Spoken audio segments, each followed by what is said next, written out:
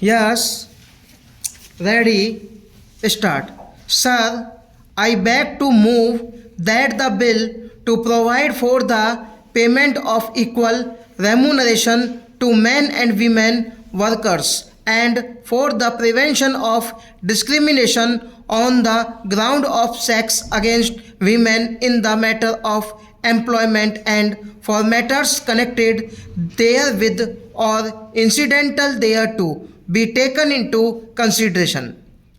A significant measure taken by government in recent months has been the promulgation of the Equal Remuneration Ordinance providing for the payment of equal remuneration to men and women workers and for the prevention of discrimination against women on the ground of sex in the matter of employment and for other connected matters.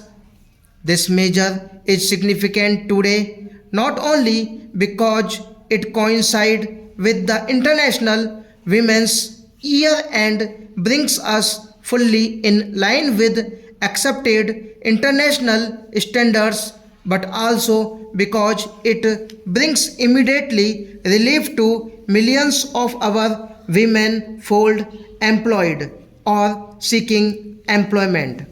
The most of these women belong to the weaker sections of the community and are largely employed in agriculture and unorganized sector of industry. It is only appropriate that this measure was taken on a priority basis as a part of the government's policy of improving the condition of the weaker and exploited sections of the community. Although we in India have always held our women in high regard and given them a position of importance in society, their contribution to the economic life of the community has been fully appreciated, but a radical change in attitudes has been brought about by the nation's struggle for independence. India women by their active participation in the country's struggle for independence have earned their rightful place in the community and won their legal rights without the need for any aggressive movement. Their claim for a position of incomplete equality in law was justified in terms of their significant contribution to the cause of the country freedom. It was fully recognized by the founding fathers of the Indian Republic.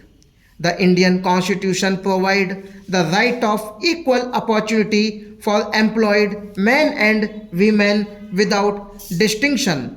Article 15th of the Constitution prohibits any discrimination on grounds of sex and Article 39 of our Constitution of India envisages that the state shall direct its polity amongst other things towards securing that there is equal pay for equal work for both men and women. India also ratified the International Labour Commission Convention concerning equal remuneration for women. The Act does not specifically provide that wages to be paid to men and women workers should be equal. Consequently, different rates of wages were laid down in several cases at the time of initial fixation of minimum wages. Besides, there is no restriction on the fixation of different rates of wages for men and women in the sectors not covered as a result of bipartite or tripartite negotiations or arbitration. Awards could be different for men and women for similar jobs. While over the years there has been some narrowing down of the difference in wages of women workers. Wages disparities on grounds of sex still exist in the country even after years of the ratification of the International Labour Organization Convention. The National Commission on Labour, while noting that the fixation of statutory minimum wages has tended to narrow the gap between men and women, observed that wages discrimination between men and women still prevails in certain sectors like agriculture and unorganized industries.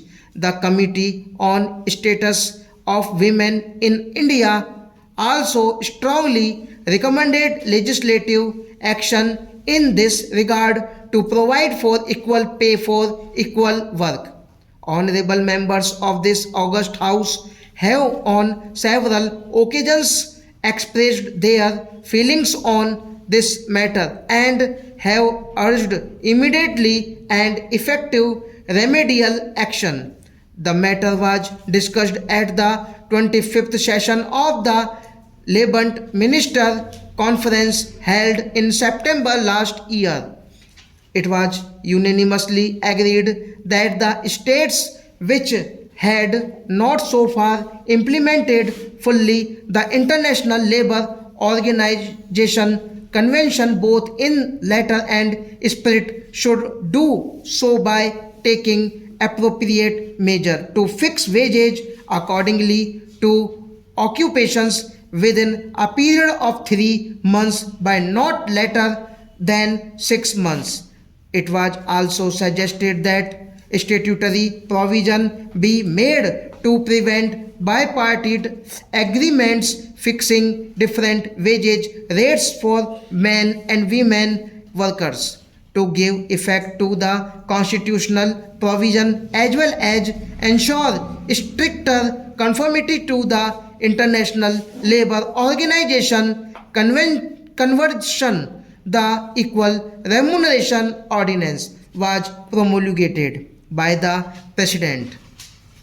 It was much needed and overdue measure designed to benefit a large number of women labor, and it was felt that any delay in promulgating the ordinance would affect adversely the interests of women workers. It was also felt that it will be in the fitness of things to bring forward this measure to implement the provision of the Constitution in the year 2012, which was being celebrated as the International Labour Year.